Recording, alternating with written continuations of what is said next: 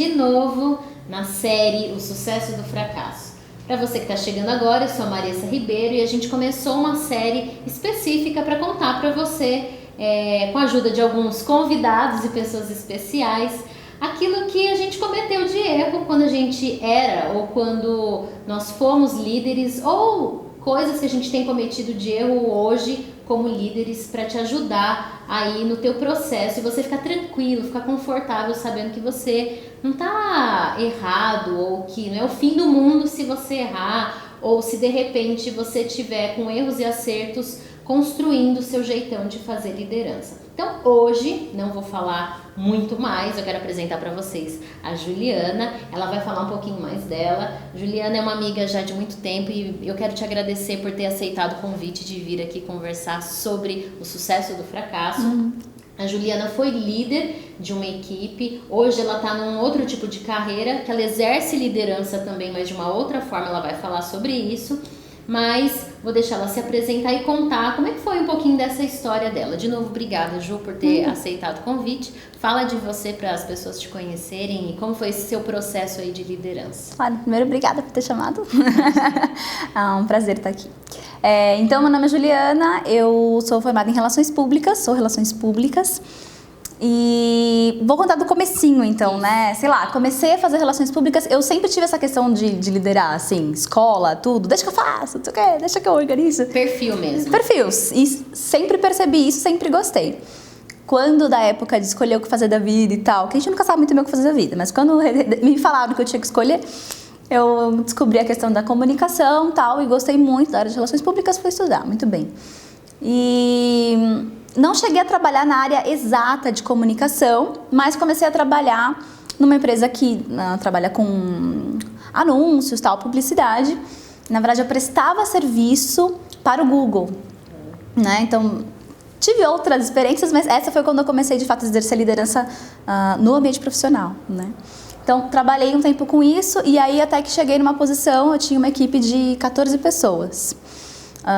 Na verdade, primeiro tinha 3 pessoas, era eu e mais 3 pessoas, mais 3 pessoas. Foi tudo muito de repente, porque eu nunca tinha tido essa experiência profissional. E, pra falar bem a verdade, eu não tive uma orientação de fato, de tintim por tintim do que eu tinha que fazer. Era uma equipe nova e de repente veio a notícia: a gente vai expandir a equipe e você, de 4 pessoas no total, vai virar 15, né? E aí eu tive que... Era um processo interno, eu não fiz processo seletivo externo, era um processo interno. Mas ainda assim, tentando descobrir o que era a equipe, quais eram as novas funções, o que a gente tinha que fazer, quem ia vir sem ter muita noção de nada. E aí a gente foi fazendo. Foi, né? Contratamos, selecionamos as pessoas que iam entrar na equipe e tal, mas basicamente a gente fazia um serviço de criação de anúncios para outras empresas no Google. Basicamente isso. Engraçado que, olha só o desafio. Você sai, primeiro você é colocado numa posição de liderança, com 3 pessoas. Daqui a pouco muda de 3 para 15. E aí você é obrigada, a gestão é completamente diferente, né? De 3 para 15 pessoas. E aí você se vê tendo que fazer, além de tudo, seleção, algo que é super específico. Como que a gente sabe quem vai se adequar ao time, que características são importantes? Isso é desafiador também, né? Super. Eu tive um apoio, sim, na época do RH, da empresa, tive, sim. Mas ambos estávamos tentando entender o que era a equipe. Tentando entender o que a gente precisava, o que a gente não precisava. Então foi meio assim, fui com a sua cara, não fui com a sua cara. Acho que você serve porque eu quero. Mas a gente foi descobrindo no meio do caminho, sim, né? E aí, depois que a gente fez a seleção, teve pessoas que a gente teve que desligar, porque não deu certo. E só no meio que eu fui entender o porquê que não deu certo, porque antes eu não sabia qual que era de fato o que a gente precisava para a equipe. Então essa foi uma das coisas que eu acho que tem muito a ver com de onde você trabalha, qual foi a estrutura que você tinha antes ou não tinha, né? E lembrando que ainda era também a minha primeira experiência como líder, de fato. Mas fui entendendo, assim, que cada pessoa tinha seu jeito, cada pessoa tinha seu jeito de falar também. E aí acho que uma coisa que hoje eu consigo refletir eu sempre curti a questão do organizar, do liderar, mas para mim era muito difícil liderar e ver a opinião contrária das pessoas. Era muito complicado. Tirava a minha alegria. tirava o meu prazer de fazer a coisa andar, de fazer a coisa funcionar. E meio que me torturava isso, sabe? Ou seja, quando você tinha que tomar uma decisão e aí você recebia do grupo uma contrariedade e a decisão que você tomou, isso era sofrível pra você? Era sofrível. Mas eu entendia que eu precisava aprender isso de fato, né? Porque realmente no universo nunca todo mundo vai estar com a mesma posição que você. Mas era difícil, muito difícil pra mim. Fui evoluindo aos poucos, né? Fui me adaptando aos poucos. Mas tive muito problema assim. Também assim, eu tinha uma visão de... Eu nem sei se era a melhor posição, mas eu tinha uma visão de que eu queria ser amiga de todo mundo. E fui descobrindo que não dava. Não dava pra ser amicíssima de todo mundo. Dava pra você ser, ok, legal, ter um bom relacionamento com todo mundo. Mas se você... Eu tive muito problema com isso. Você almoça com fulano, por que você almoça com fulano e não com ciclano? Por que você conversa com tal e não com tal? Uma época, por conta de espaço mesmo no andar que a gente trabalhava, eu precisei colocar uma pessoa para trabalhar na mesma sala que eu estava. E as outras não cabia. Por que você escolheu fulano para trabalhar com você na sua sala e não ciclano? Aí eu resolvi que eu tinha que fazer um revezamento da pessoa que ficava na sala. Para conseguir agradar todo mundo. Enfim, fui aprendendo mesmo coisas, sabe? E teve uma coisa que você falou, voltando, até pra gente sinalizando pra quem tá assistindo, como lidar também, porque, querendo ou não, nessa série a gente fala sobre erros, fracassos da nossa carreira como líder, pra deixar as pessoas mais à vontade, sabendo que elas não estão sozinhas no mundo, não são só elas que passam por isso, mas é legal ir pontuando ideias e dicas pra poder superar isso. E aí você falou que no processo seletivo vocês cometeram alguns erros, entre aspas, claro, a estrutura toda não favorecia o processo inteiro, que vocês estavam entendendo o que vocês iam fazer. Mas que no meio vocês então identificaram, essa pessoa não serve, entre aspas, para essa posição específica por conta dessas características. Que aprendizado você tirou disso e como que você, então, depois que tinha contratado, o que você percebeu que dificultava ou facilitava a adequação da pessoa à posição? Para aquela função específica que a gente tinha, eu precisava de pessoas que fossem, de certa forma, autônomas, no sentido de pegar rápido o que se precisava fazer e que fossem pessoas que conseguissem se desenvolver o mais sozinhas possíveis. Não quer dizer que não ia dar apoio, mas eu não tinha tempo hábil e pessoas para ficar ali do lado ensinando tintim por tintim. Sim. Eu precisava de pessoas que pegassem rápido, assim, não sei nem explicar de outra forma. E tinha pessoas na equipe que não tinham essa facilidade e que demoraram muito mais para conseguir dar a performance que a empresa pedia, digamos. O que não é nada simples também, óbvio. Mas também não tinha ideia nenhuma de como perceber isso numa entrevista. Sim. De como detectar isso, né? Às vezes você conversando, você acha uma coisa, mas no meio do caminho você descobre que não, que a pessoa teria muito mais dificuldade. Eu não tinha simplesmente tempo hábil para esperar a pessoa evoluir o que eu precisava evoluir. E era muito, muito, muito difícil isso pra mim, assim, quando eu precisei desligar algumas pessoas, foi um dia meio de sofrimento, assim, porque você sabe da história da pessoa, você sabe por que ela tá ali, por que ela precisa trabalhar, porque ela não precisa, enfim. Acho que toda essa carga de responsabilidade da liderança pesou muito pra mim, sabe? Meio que, acho que eu não estava preparada, de fato, naquele momento, para todas as responsabilidades que a liderança trazia. Eu acho que eu estava muito mais focada no entregar o que se precisava entregar, o serviço em si, mas eu não sabia como lidar com a frustração, com o você vai errar mesmo e tá tudo bem. Eu tenho muito problema com isso, com o erro. Pra minha cabeça eu preciso ser perfeita, impossível, mas eu sofria toda vez, sofro ainda, mas menos, com cada erro, com cada coisa que eu não conseguia fazer de fato, assim. E especialmente essa questão da relação chefe e funcionário, assim, eu não sabia o que era isso. Eu não sabia como era o olhar do funcionário para o chefe, digamos. Ainda que era uma posição pequena, mas era uma liderança. Então, aquele olhar meio, por que você está me cobrando isso? Por que você está sendo chata? Por que você falou mais firme comigo ou não? E eu acho que tem uma coisa que a tua equipe também era jovem, né, Juliana? Sim, todos jovens, todos muito jovens. E a idade média da tua equipe? entre 20 e 30 no máximo, assim, era mais ou menos isso. Ou seja, é uma geração que também tem uma dificuldade, e a gente se coloca nela também, né, nessa geração, tem essa dificuldade da frustração também, da cobrança, dos limites, que é tudo muito junto, muito unido, muito amigo, né? E aí gera esse ruído mesmo, né, na relação. Agora, isso é muito legal que você falou da questão da seleção, e eu acho que fica uma dica para os próximos vídeos, a gente trabalhando também, se você tem necessidade de saber sobre isso, a gente tem vídeos falando sobre isso, que é entender qual é o perfil da sua equipe e qual é a necessidade de perfil, né? Então, você falou que depois que estava lá no meio, aí você falou, essa pessoa não se adequava. Umas vezes as pessoas não se adequam na equipe, a gente acaba tendo que demitir, o que não é legal, porque daí você já investiu tempo em seleção, ou seja, você já despendeu recursos para fazer seleção, e a gente tem sim perda financeira quando a gente demite, né?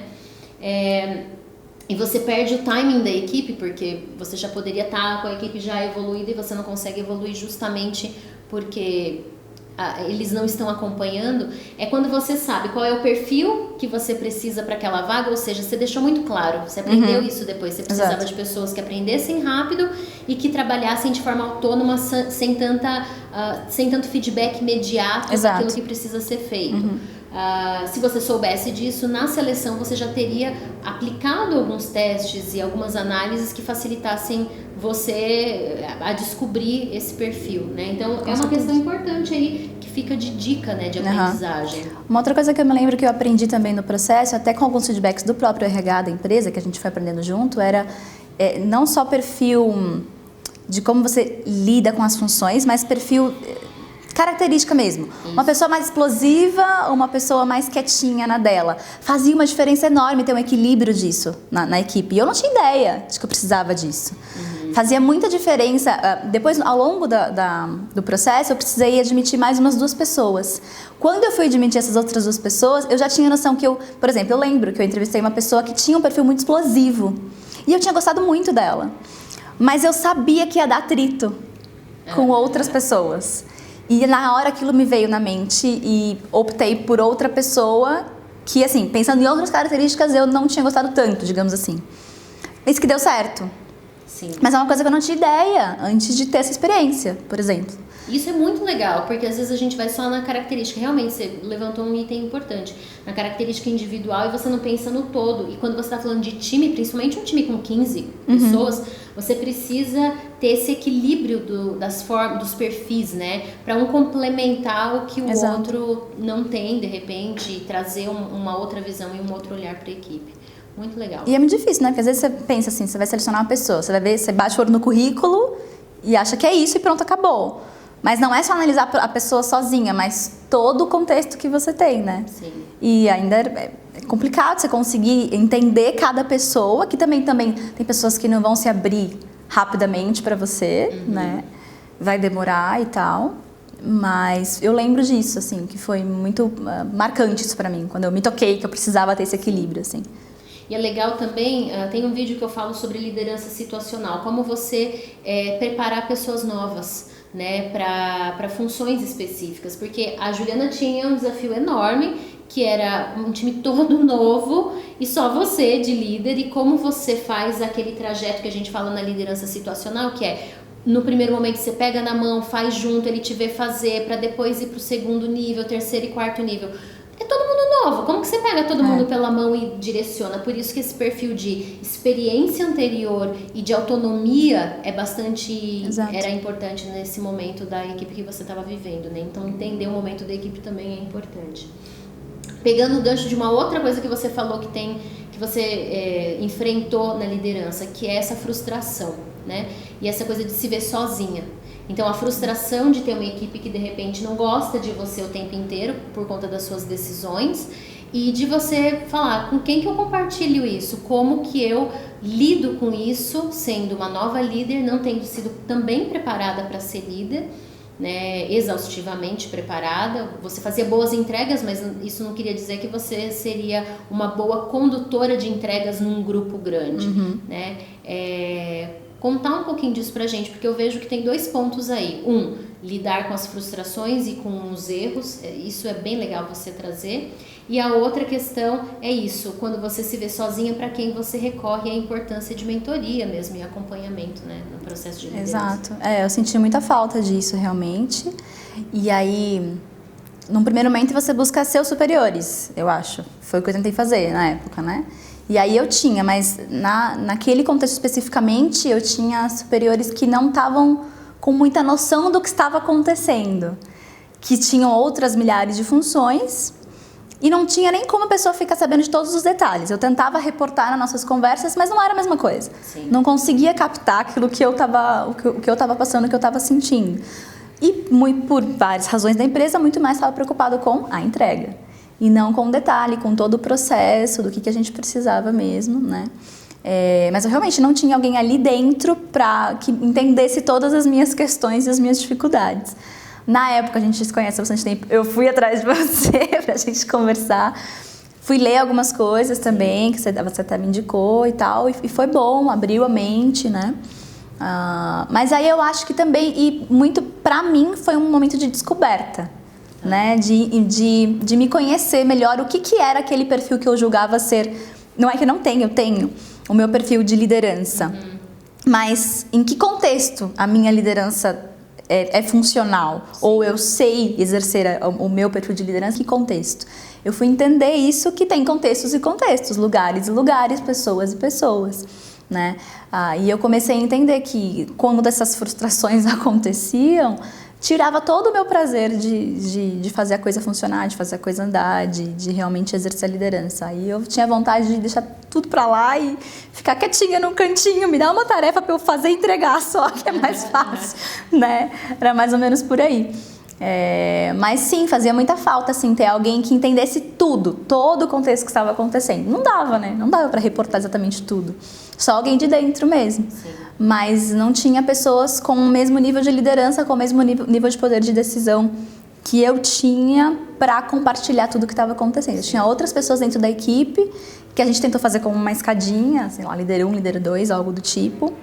Mas era bem complicado, assim. Acho que por essa questão da maturidade de todo mundo. Sim. Minha e de toda a equipe. Ninguém tinha aquela experiência para estar exercendo. Nós fizemos o que tinha que ser feito, mas há muitos trancos e barrancos. Com muito sofrimento. Com muito sofrimento. Poderia ser mais leve. Sim, com certeza.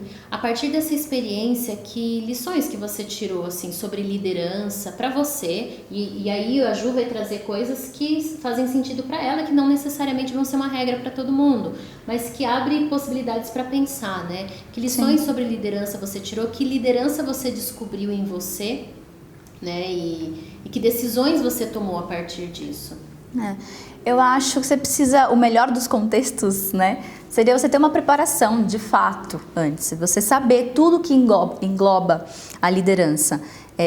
Claro que você não vai ter experiência com tudo, porque todo mundo vai começar de alguma forma, mas no mínimo saber quais são as fases, né? O que está por vir. Eu não tinha muita noção de tudo que estaria por vir, eu fui aprendendo no meio do caminho. Se eu tivesse me preparado um pouco melhor nesse sentido, eu acho que eu teria sofrido um pouquinho melhor e também conseguido resultados melhores. Sim. Com certeza, né? Também uma estrutura melhor que vem antes de você também é o melhor dos mundos, mas nem sempre você vai ter essa estrutura aí, esse contexto, né? Seria bom. Como lição, eu acho que eu entendi assim, além de tudo eu trabalhava numa multinacional, então eram muitos chefes. Nossa. Muitas pessoas para você contar uma história que era um telefone sem fio. Isso é muito difícil para mim, porque eu tenho uma mente muito organizadinha, começo, meio e fim, e aí era difícil para mim saber que cada coisa estava na mão de um e que eu tinha várias ideias, só eu sabia de todas as necessidades da equipe, mas quem estava acima não estava, eu não digo nem não estava preocupado, mas não era prioridade. Naquele momento não era prioridade. Então, eles realmente delegaram para vocês? Sim, delegaram. E aí eu tinha as mãos atadas, entende? Eu não conseguia fazer muita coisa. Então, para mim, quanto mais liberdade eu tiver dentro da equipe, para mim vai ser muito melhor. Acho que para todo mundo, né? Eu acho que hoje, se eu tivesse uma oportunidade de mais uma vez liderar uma equipe que eu soubesse que eu não teria tanta liberdade quanto eu gostaria de ter, eu ia pensar muitíssimas vezes mais. porque eu sei como foi difícil. Eu sou muito criativa. Então eu gosto da liberdade de vamos fazer isso, vamos fazer aquilo, vamos testar e tal. Então não ter isso é muito difícil pra mim. Sim. É muito complicado. Eu acho que tem até, e eu vou deixar a indicação para vocês, de um teste que chama âncoras de carreira. Cada um tem um estilo realmente diferente. Tem pessoas que precisam mais de autonomia e independência. Tem pessoas que não gostam da autonomia e independência, gostam de fato das regras muito claras, que gostam de seguir as regras. E isso faz toda a diferença na hora de você aceitar um emprego, na hora de você aceitar uma posição de liderança, você saber qual é o limite da tua atuação, né? E quão livre você é ou não para criar, que é o teu caso. Provavelmente sua âncora de carreira tem bastante a ver com autonomia e independência, né? Exato. E aí, aos poucos, acho que eu vou contar para onde eu fui, né? Claro.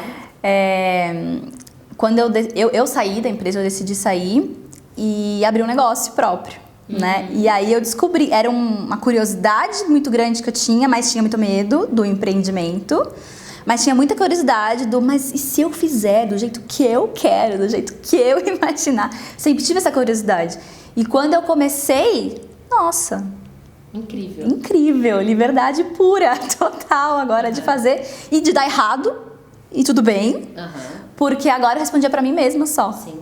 Né? Então acho que a carga na verdade é muito complicado, é uma carga muito grande também, porque se der errado é toda a culpa minha, mas eu não tenho que contar pra mais ninguém também, sabe? Você toma então é mais ou menos por aí. Jeito. Exatamente. E eu me descobri no empreendedorismo, né? Então hoje eu sou professora de espanhol, mudei completamente. Eu tinha já uma experiência também nessa mesma época aí da empresa, quando eu trabalhava com comunicação. Eu tinha tido experiência já com o ensino de espanhol, mas aí decidi mudar completamente, fui estudar, né? Estou me preparando cada vez mais para isso. Então hoje eu tenho um curso online, canal no YouTube, rede social. Então hoje eu uno a ideia da comunicação, que eu sempre gostei muito, né? O falar em público, o produzir conteúdos para a internet é algo que é muito legal para mim. E essa liberdade, e eu exerço liderança nesse negócio inteiro, porque agora eu tenho que gerir absolutamente tudo, né? Só que eu tenho um contexto diferente, óbvio, eu não tenho mais as 15 pessoas, são só eu e meu esposo, e a gente vai se virando, né, fazendo as coisas, mas hoje eu me sinto muito melhor, assim, muito mais livre nessa posição de liderança, nesse viés aí de liderança, que você tem que pensar em absolutamente tudo. Sim. E é isso que eu te falei, eu sou muito, muito criativa. Então, o tempo todo eu tenho novas ideias, novas coisas.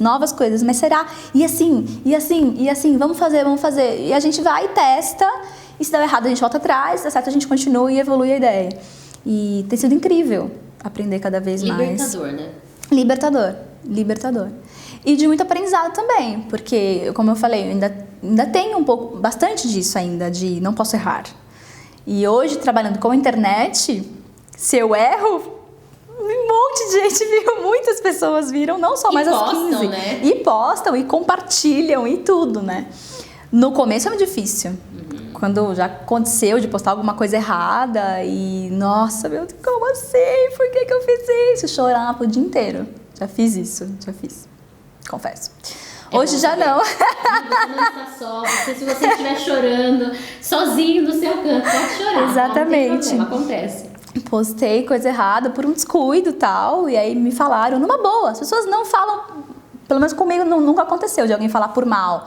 Sim. Como assim você errou? Não, nunca aconteceu. As pessoas falam tranquilamente. Mas pra mim, como assim? Por que eu fiz isso? Como que eu pude deixar isso acontecer? Mas você tem que começar a lidar, porque senão você... Assim, a quantidade de erros é grande. Você melhorou essa autocobrança, essa autocrítica à medida que você errava e fazia um novo movimento? Você reconhece isso ou foi por um outro motivo? Reconheço isso, sim. Eu acho que... como hoje eu trabalho com tudo muito exposto na internet... Eu preciso dar cara a tapa, eu erro e eu preciso voltar pra corrigir. Sim. Não dá pra esconder. Porque muitas vezes eu fiz isso na vida já. Esconde, finge que ninguém viu e beleza. Mas hoje não, eu preciso voltar e corrigir, porque é uma questão de reputação também. Sim. Na internet, quando você tá construindo a sua imagem. E você tem que respirar, voltar, construir a resposta e corrigir o erro e beleza. E aí chega uma hora que se você cansa de ficar chorando a tarde toda para depois resolver, você tem que resolver logo. Então você aprende. Eu tenho feito, tem sido mais fácil hoje em dia. Sim. Ainda dá aquela culpa, mas você volta e faz de novo e corrige. Eu acho que esse é o grande objetivo dos vídeos e da série, é mostrar isso, que a gente não vai superar a dor, a tristeza, o fracasso do erro à medida que a gente acerta. Não, é pelo contrário, é errando e revisitando, eu acho que as nossas sensações interiores, os nossos pensamentos e falando, mas poxa, todo mundo erra e a grande questão é eu poder ser melhor. A Ju trouxe uma coisa que pra mim é incrível e eu acho que a gente aprende muito com isso, que é a questão da reputação, que quando a gente está exposto, e na liderança nós somos expostos, né? Seja quando a gente é empreendedor, no nosso caso, ou quando a gente trabalha dentro de uma organização, a nossa reputação é muito importante. A gente quer manter aquela carinha do perfeito, do que não erra, do que faz bem feito, do que é bom, porque a gente quer reconhecimento. Só que a gente aprende tanto quando a gente mostra que a gente é humano e a gente tem a oportunidade de corrigir o nosso erro e dar a cara a tapa e eu acho que a gente constrói uma autoridade moral que fala mais alto do que o conteúdo do que a gente diz, né, Ju? E acho que fica até mais verdadeiro, né? Total. Porque quando você fica tentando mascarar, que eu acho que é o que todo mundo vive hoje nas redes sociais, você bota filtro, você bota isso, você bota aquilo, você não encara o que de fato é a realidade. Exato. E vira fake, né? Vira fake, exatamente. Se você bota a cara pra bater, eu acho que é isso, você tem que ter consciência de que vai ter que botar a cara pra bater mesmo, assim. Por mais clichê que seja, você só vai aprender fazendo. Todo mundo sabe disso, né? Todo mundo sabe que, assim, a gente aprende muito mais ensinando, a gente aprende muito mais fazendo, de fato. Então, assim, é isso. Aceita que dói menos e vai. Só não desiste. Eu acho que é isso que a gente tem que ter claro, assim. Tem dia que dá vontade? Tem dia que dá vontade. Deixa quieto, deixa pra lá. Vou voltar, no meu caso, né? Vou voltar pro meu emprego CLT e ficar quietinha. Mas, quando você para pra ver tudo que você já construiu, tudo que você já evoluiu, você fala, não, peraí, né?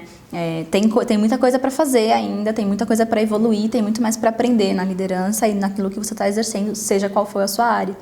Uma vez eu tive um coach que falou assim pra mim, ele perguntou, você já viu um bife, daqueles bifes que tem um T-bone, né, que eles falam que tem um ossão no meio, ou um osso, né, que fica visível? Ele falou assim, o que tem mais no bife? Tem mais carne ou tem mais osso? Tem mais carne. E por que a gente insiste em ficar roendo o osso? Então é isso, a gente vai ter, o osso significa esses erros, a vontade de desistir, o desânimo que dá no dia a dia, mas eu tenho mais carne, ou seja, eu aprendo mais, eu ganho mais, eu curto mais do que o osso. Então deixa eu roer, em vez de roer o osso, deixa eu comer a carne, aproveitar o que a liderança traz pra mim, né, nesse contexto todo. Bem legal. E aí, até aproveitando, quero que você fale mais do seu canal e da sua proposta. Os seguidores da Ju vão ver um pouquinho mais da vida dela, não só professora de espanhol, mas o que ela construiu, por que ela resolveu, né, ser professora de espanhol. E eu acho que eu acompanhei esse processo da Ju e fico muito feliz de ver uma realização. Porque você poderia ter desistido completamente, ter arrumado um emprego como colaboradora de uma equipe, não exercer a liderança no sentido de influência e de empreendedorismo, que é o que você está fazendo hoje, e ter ficado na sua, confortável, recebendo seu salário. Mas ela optou por decidir de fato qual é o meu estilo de liderança, que é no empreendedorismo que ele vai ser melhor, e ela mudou completamente a carreira dela a partir disso, né? Então conta mais do seu projeto pra gente também divulgar, vai ter aí, aqui a gente vai deixar anotadinho para você entrar em contato se você quiser aprender espanhol, né? É uma coisa muito boa para a liderança de hoje em dia. Exato, olha o marketing. É isso aí. Se você quer ser líder e se diferenciar, não é mais o inglês só que te diferencia, não, é o espanhol, hein? Exatamente. Então, vou deixar aí anotado para você seguir também. Então, legal. Então, conta pra gente aí, já que a gente tá falando disso, do seu projeto e aproveitando até fazendo essa conexão, né? Que olha que bacana que foi você descobrir o seu estilo de liderança. Que liderança, como eu tenho falado, é influência. Então, não necessariamente você precisa liderar uma equipe ou liderar num cargo específico. Você ser líder de você mesmo e influenciar pessoas né, no teu caso, para o espanhol, enfim, isso é incrível. Então conta do seu projeto, já faz o merchan aí para o povo conhecer. Sim, hoje a gente tem o Vamos a Hablar Espanhol, você encontra no YouTube, no Instagram, com conteúdos semanais, bastante coisa que você pode ir aprendendo. E a gente tem o nosso curso online, lá no nosso site você vai encontrar Vamos a Hablar Espanhol também. A gente tem um blog lá também com bastante informação, você pode ir acompanhando. E o nosso curso, que é o Portal VHE. A gente chama de portal porque não é só um curso com conteúdos de aula de fato. Além das aulas, são videoaulas para você ir acompanhando com material de exercício e tudo mais. A gente faz alguns materiais complementares, como podcasts, músicas, entrevistas, dicas de como você estudar sozinho. Então a nossa proposta é que você consiga adaptar no seu horário, você, líder, que tem pouco tempo, colocar no seu horário o espanhol. E aí você vai estudando aqui, ali, no celular, no computador, aonde for, e você fica em contato e consegue começar a colocar em prática aí a língua. A gente curte muito essa coisa de criar conteúdos novos, coisas diferentes, não só um curso regular, basiquinho, chato, a gente faz algo mais dinâmico.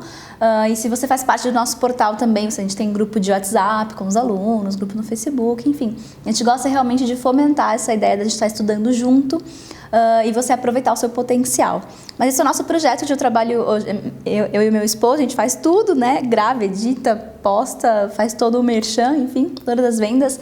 E tem sido muito legal, muito libertador, como a gente comentou mesmo, fazer isso e ter o nosso projeto nosso, de fato. E eu acho que fica a dica para você, porque tem gente que acha que o inglês é que traz o diferencial. Hoje em dia já é o inglês com o espanhol, né? Sim. Aí você sai bem na frente mesmo, ter uma segunda língua, uma terceira aí no caso, né? E poder utilizar com os países do Mercosul, né? Às vezes é até melhor do que o próprio inglês, né, Jo? Muitas empresas têm pedido, então vale a pena dar uma olhada. É isso aí. Fica então, eu vou deixar tudo anotado do Vamos Hablar Espanhol para vocês. Eu estava brincando falando, eu preciso também fazer, então já vou testando aqui com a Ju, já vou aprendendo. E a ideia é divulgar o canal dos nossos parceiros e amigos que contribuem contando pra gente como é que foi o seu processo de liderança, seus erros, seus acertos, enfim. Agradeço de novo de ter vindo. O maridão tá sentado ali os dois maridos, né? O meu e o dela, do outro lado da câmera. Então, a gente tem equipe sim, viu, gente? Né, Ju? Super equipe, enorme. Super equipe. E a gente vai continuando colocando, né, pra vocês aqui materiais para você ficar mais confortável. De novo, eu sempre falo na série Sucesso do Fracasso, para você ficar confortável com seus erros, aprender com os erros dos outros e ver que você não está sozinho. Que a liderança é um processo de investimento e de se descobrir também, né? De descobrir o seu estilo. Então, Ju, muito obrigada novamente. Acompanhem aí todas as próximas entrevistas. Tem gente já agendado para nossa entrevista. Espero que vocês tenham gostado e a gente se vê. Até mais. Tchau, tchau. Tchau.